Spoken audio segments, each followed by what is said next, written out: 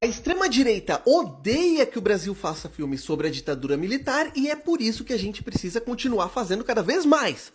João Floricine, João Floricinema, perfil lá do TikTok, vale super a pena, muito legal. Eu tava lá tentando explicar Matrix, eu falei que todo filme feito é sobre a realidade do tempo em que ele foi produzido, e esse cara aqui falou, ó, menos o Brasil, que a arte vive presa no passado. E é claro que você sabe exatamente do que ele tá falando. O cara não conseguiu entender a frase básica que eu falei, é comum deles não terem conhecimento nenhum sobre linguagem cinematográfica, e veio destilar o veneno aqui, sugerindo que a gente não fala sobre o presente, porque os filmes são sempre sobre a ditadura militar, o que é uma mentira para começo de conversa. O que eu quero dizer quando eu falo que todo filme e toda obra de arte de forma geral é sobre a realidade da época da sua própria produção, eu tô falando sobre isso aqui, ó. Por que vocês acham que Jesus em um filme de Hollywood do começo dos anos 60 se parece com isso? Já o mesmo Jesus, entre aspas, em um filme do começo da década de 70 é esse riponga doido aqui, ó. Dá uma olhada na diferença. Porque quando um roteirista escreve um roteiro sobre Jesus, quando um filme sobre Jesus é produzido, ele não consegue evitar refletir a mentalidade, a cultura do seu próprio tempo. As pessoas envolvidas estão, de certa forma, falando delas mesmas, da visão que elas têm daquele personagem no seu momento histórico. E aí o delas mesmas, eu acho que é legal compreender, eu vou levar pra esse lado pelo menos, né? É legal compreender que esse delas mesmos é da forma sujeito, não exatamente enquanto pessoa. Ou seja, se eu vivo no século XXI e eu tô fazendo aqui um cinema, que é uma produção coletiva, né? Cinema é uma arte de produção coletiva, com um monte de gente que também é sujeito no século XXI, qual é a possibilidade de eu me transportar pro começo do século XX pra gravar alguma coisa que se passa no começo do século XX? As condições de produção ou as condições de possibilidade da produção da obra no século XXI, elas estão no presente do século XXI. Elas não estão no passado, lá no século XX. A reconstrução histórica, portanto, ela vai seguir um caminho que é retrospectivo. Dessa forma, todos os filmes feitos sobre a ditadura são sobre o Brasil de hoje, cara. Ainda estou aqui, é sobre você provavelmente colocar no seu perfil Deus, Pátria e Família, mas a ditadura militar ser uma destruição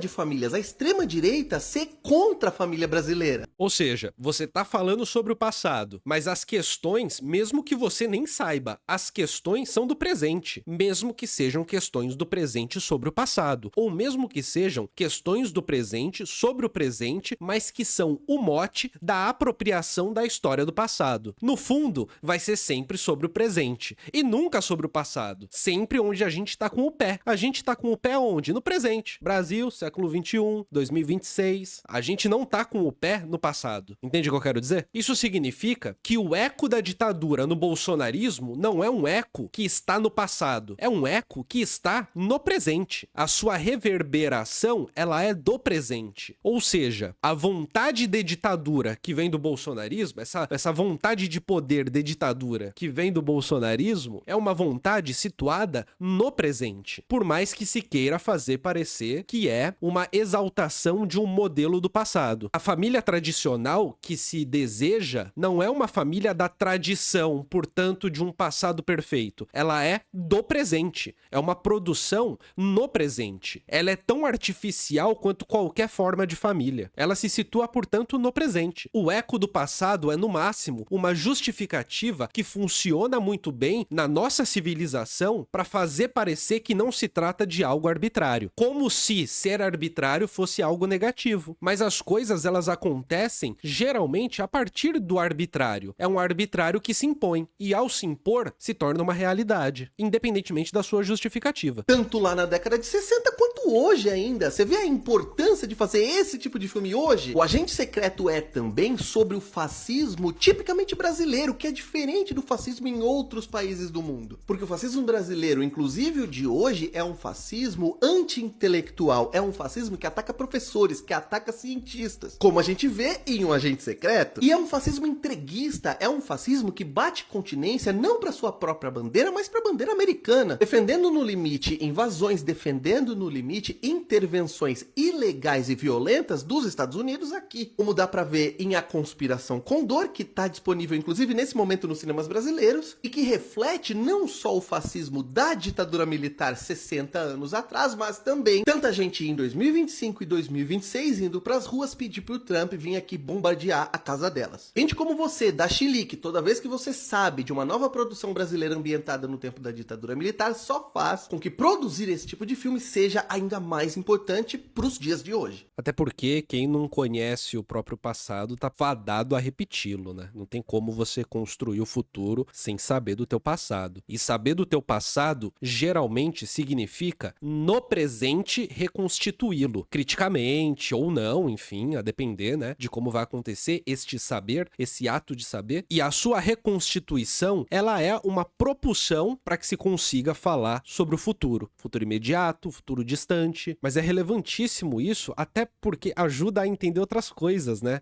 Quer ver uma outra coisa aqui? Que agora eu vou fugir um pouco do assunto, mas que é curioso mesmo assim. A etimologia, ela não te entrega o sentido das palavras e das expressões. Porque o sentido das palavras e das expressões, por mais que possa ter uma história que a afeta no presente, está sempre no presente. E no presente o que se tem é a prática, é o uso. Dessa forma, o sentido de uma expressão, de uma palavra, está no seu uso e não na sua história. Está no seu uso e não na sua etimologia. Está no seu uso e não na sua origem. Isso significa que o sentido de uma palavra, de uma expressão, ele pode a todo momento estar à deriva, se modificando, variando, num fluxo de sentido que vai ser diferente a diferentes contextos em que ele se situe. E nunca a etimologia vai conseguir fixar um sentido, assim como nunca a origem vai conseguir fixar um sentido. Assim como a história, no máximo, vai ser uma ferramenta para se compreender as variações desse sentido, mas não para fixar um sentido na palavra, na expressão, no termo